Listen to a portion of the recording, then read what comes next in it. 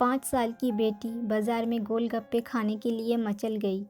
किस भाव से दिए भाई? पापा ने सवाल किया। 10 रुपए के 8 दिए हैं, गोलगप्पे वाले ने जवाब दिया। पापा को मालूम नहीं था गोलगप्पे इतने महंगे हो गए हैं। जब वो खाया करते थे तब तो 1 रुपए के 10 मिला करते थे। पापा ने जेब में हाथ डाला, 15 रुपए बचे थे। बाकी रुपए घर की ज़रूरत का सामान लेने में खर्च हो गए थे।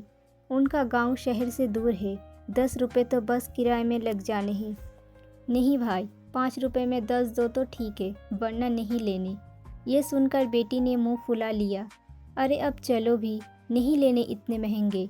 पापा के माथे पर लकीरें उभर आई। अरे खा लेने दो ना साहब, अभी आपके घर में है तो आपसे लाड भी कर सकती है। कल को पराए घर चली गई तो पता नहीं ऐसे मचल पाएगी या नहीं। तब आप भी तरसोगे बिटिया की फरमाइश पूरी करने को। गोलगप्पे वाले के शब्द थे तो चुभने वाले, पर उन्हें सुनकर पापा को अपनी बड़ी बेटी की याद आ गई, जिसकी शादी उसने 3 साल पहले एक खाते पीते पढ़े लिखे परिवार में की थी।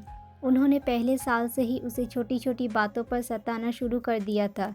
2 साल तक वह मुट्ठी भर कर के रुपए उनके मुंह में ठूंसता रहा, पर उनका पेट भरता ही चला गया और अंत में एक दिन सीढ़ियों से गिरकर बेटी की मौत की खबर ही मायके पहुंची। आज वो छटपटाता है कि उनकी वो बेटी फिर से उसके पास लौट आए और वो चुन चुन कर उसकी सारी अधूरी इच्छाएं पूरी कर दे। पर वो अच्छी तरह जानता है कि अब यह असंभव है। दे दूं क्या बाबूजी? गोलगप्पे वाले की आवाज़ से पापा की तंद्रा टूटी। रुको भाई 2 मिनट। पापा पास ही पंसरी की दुकान थी, उस पर गए जहाँ से ज़रूरत का सामान खरीदा था। खरीदी गई 5 किलो चीनी में से 1 किलो चीनी वापस की तो 40 रुपये जेब में बढ़ गए। फिर ठेले पर आकर पापा ने डबडबाई आंखें पोंछते हुए कहा, अब खिला दे भाई। हाँ, तीखा ज़रा कम डालना, मेरी बिटिया बहुत नाजुक है।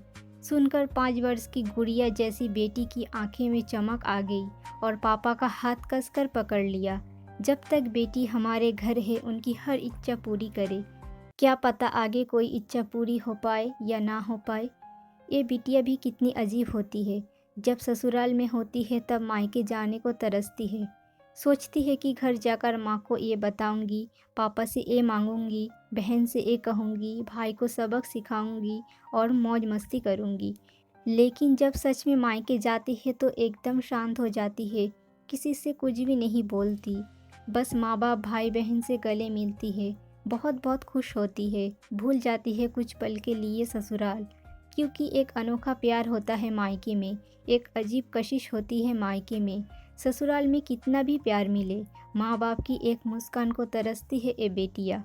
ससुराल में कितना भी रोए, पर मायके में एक भी आंसू नहीं बहाती है ये बेटियाँ, क्योंकि बेटिया का सिर्फ एक ही आंसू माँ बाप भाई बहन को हिला देता है, रुला देता है।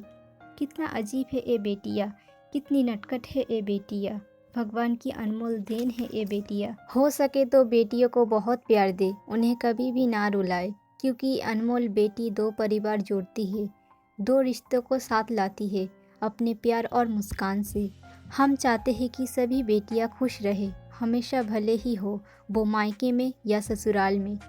खुशकिस्मत है वो जो बेटी का बाप है, उन्हें भरपूर प्यार दे, दुलार करे और यही अपने पत्नी के साथ भी करे, क्योंकि वो भी किसी की बेटी है और अपनी पिता की घर छोड़कर आपके साथ पूरी ज़िंदगी बिताने आई हैं। उनकी पिता की सारी उम्मीद सिर्फ़ और सिर्फ आपसे है।